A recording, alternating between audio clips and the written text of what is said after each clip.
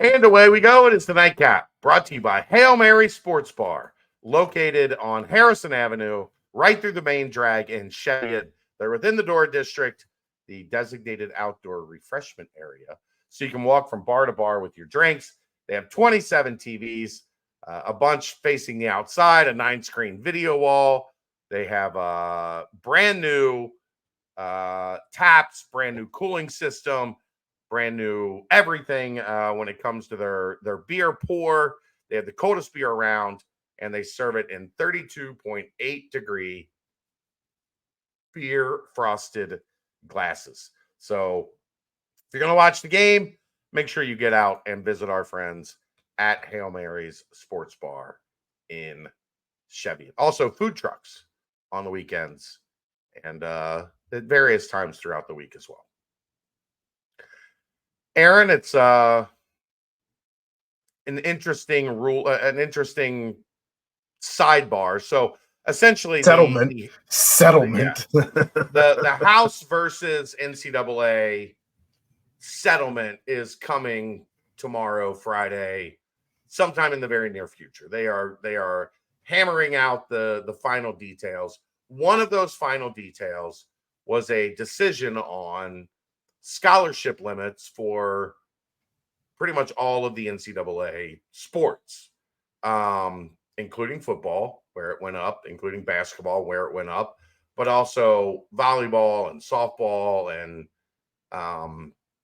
any of the, I guess, what you would consider revenue sports, because they, softball has their championships on ESPN, and there is money that comes into the NCAA from softball and volleyball and a couple of the others.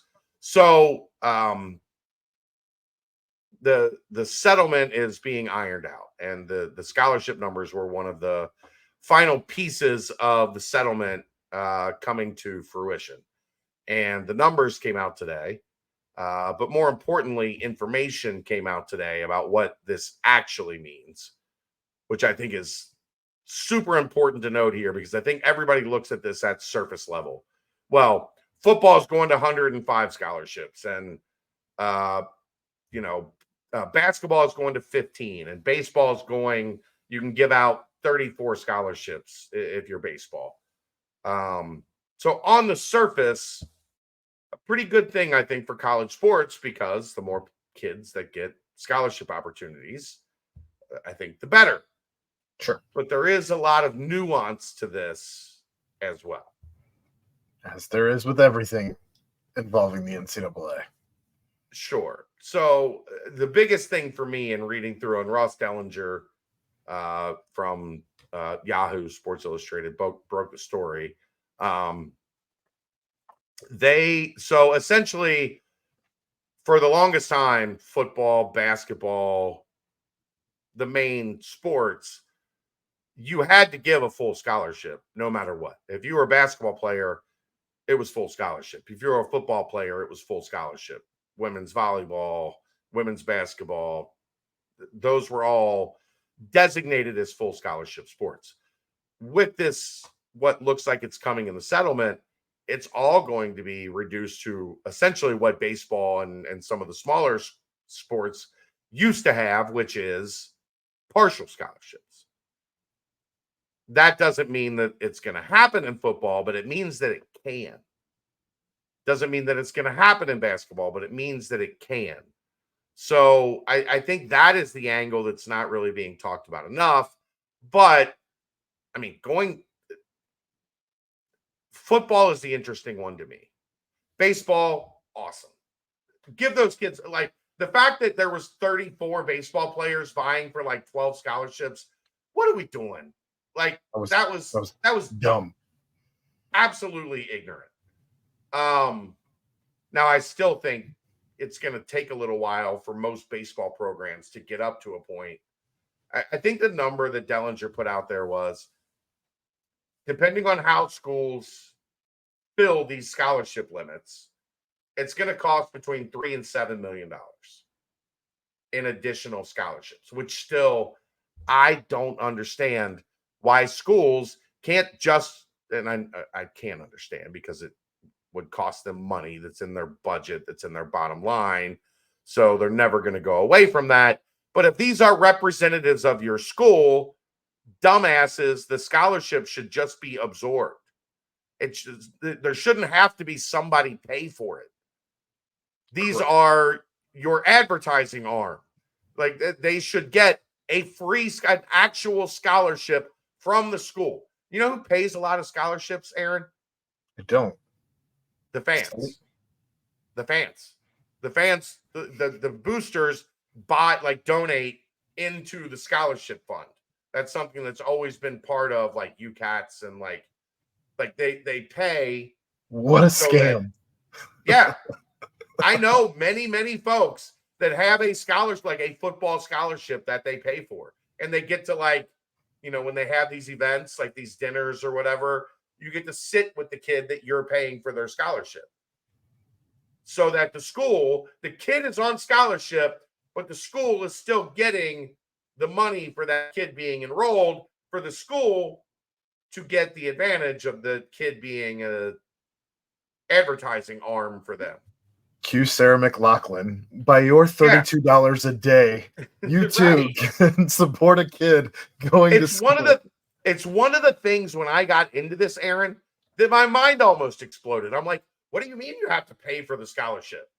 No, did you know when they do like junior days in football, right?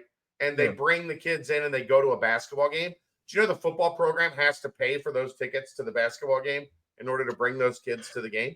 Which is silly because it's department to department, so it's all under the same large umbrella, big scale. It's the same umbrella. But I did know that, and I understand it to an extent because those are still seats that you could have filled otherwise. That again, for budgeting reasons. Except they're mostly, Aaron. They're mostly in the student section. Well, and those seats are going out free to students. Well. And then they make the football team pay for, 100 seats in the student section. Look, whatever. I know, we know. Yeah. Not associated with the university, but I have already called the university a scam already once in this podcast. So I don't know that I want to say that again and again. Well, no, it's not it's just how the system has always been set up. This isn't UC's not doing anything different than anybody else is. They're just But that's the problem with the system. The system is broken at every level, everywhere. We already know that. Right. This is not calling UC out on that. That's saying this is how it's always been done. Every school. It's not just Xavier was talking about adding D3 football. Why did they want to add D3 football? To get football. No.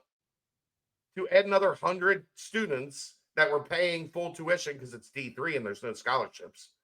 So to add another 100 students to the coffers, that's the only reason that Xavier was looking to add football. And then they had to do a cost analysis on whether it would be worth it to pay for a football program. Would they make more money by bringing in these 100 students? It's that part is always going to be something that I will never be at peace with.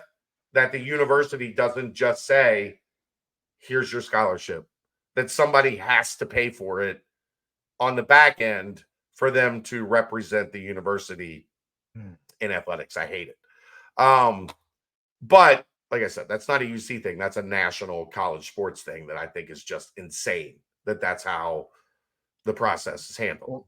Getting out of the weeds and into the big Getting out of the weeds. Back to what I was talking about.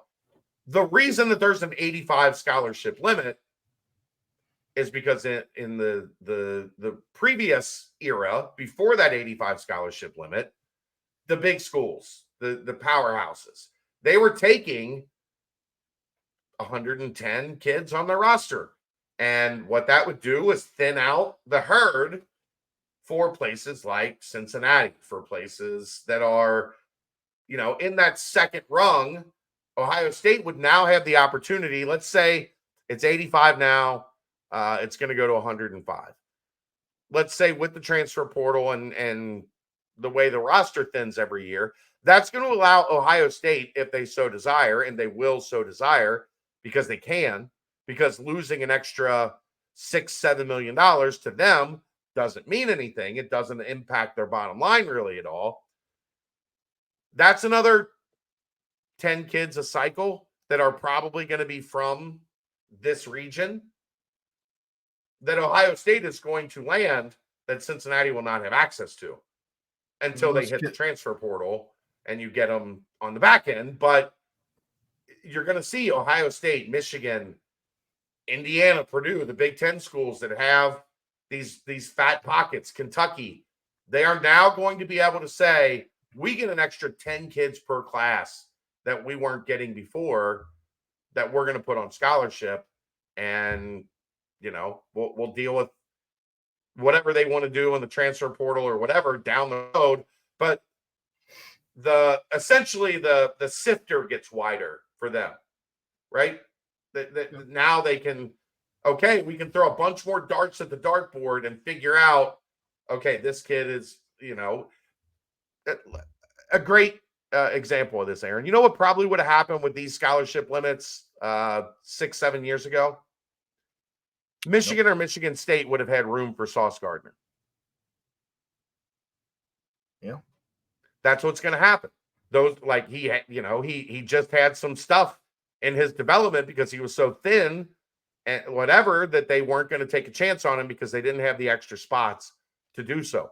Now those schools are going to be able to say, we'll take Sauce Gardner and we'll stick him at the back of the roster. And if he moves his way up, awesome. And if he transfers out, okay, great. We'll just go do it again in the next class and have the same result. I don't know. I mean, you're still going to have, you're going to have your bigger schools doing things with, maybe some of the high 3 stars that they weren't doing beforehand. I don't know that they're necessarily going to be corralling a whole bunch more 4 stars and what have you. But that said, but that's Cincinnati's recruiting area. I understand that does thin some things out, but you're still going to have the transfer portal, which is where you fill in some of those gaps, and now you have extra opportunities to fill in some of those gaps with transfer portal guys who may see an opportunity at a school like Cincinnati to see the field sooner than they would at an Ohio State. So, yeah, I mean, what it's going to really be bad for is the trickle-down effect past Cincinnati for schools like the MAC, for schools like D2, and I mean, we've seen plenty of cases now where you have also had lots of kids who've entered the transfer portal and never found a home as freshmen, sophomores, and maybe now that you're going to have an opportunity for some of those kids to actually find a home to play football once again, where they weren't able to necessarily go out and do that. Of course, you're also going to have more kids in that pocket where maybe kids are staying more loyal at that point, knowing I got a spot here. I'm good if I can stick. I don't think that's how kids' brains work. Like, I just don't think that's how 19, 20-year-old. We're still in the very early infancy, though, of the transfer portal era and the NIL era. And now we're going to be in the very early infancy period of 105 scholarship limits. Mm-hmm. I'd rather see them do this. Personally, I'd rather see that if they're going to go, if this is the route they wanted to go, I'm happy they're doing this while we're still in the early infancy of the other things to get it all figured out at the same time. Because I don't see the roster really ever expanding past 105. What are you going to do? 110? Well, like that's bananas. The interesting thing for like a place like Cincinnati is going to be, does it allow you a situation where you can give your walk-ons some money? Because you're allowed, like I said, in football, it used to be if you were on football scholarship, it was a full scholarship. Now do you have 10, 15 spots at the back of your roster for your better walk-ons that you can say, here's X amount of dollars for your scholarship. Here's a half scholarship. Here's 3/4 of a scholarship. Like, I'd love to get Royer's take on this because this would have meant probably a bunch more money for him. Our old buddy, Garrett Campbell. It probably would have meant a bunch more money for him and not having to wait until the end of his career to get the scholarship. Well, let's look at it another way as well. Maybe this offers you an opportunity to try and get some of those guys that you weren't able to get. If you can bring in a sibling or if you can bring in a teammate to woo him. So now you have. The difference is now everybody can do it though. Sure. but it still puts it just gives you another play in the playbook, if you will, Yeah. where you weren't necessarily able to do that before because scholarships were a little limited. So I don't know. I think that everyone's going to have a different way to approach it, and it'll be a couple of years before we start to see the dust And settle on all of it. most of it's all going to be determined by money. If you got the money, you can do a little bit more with it.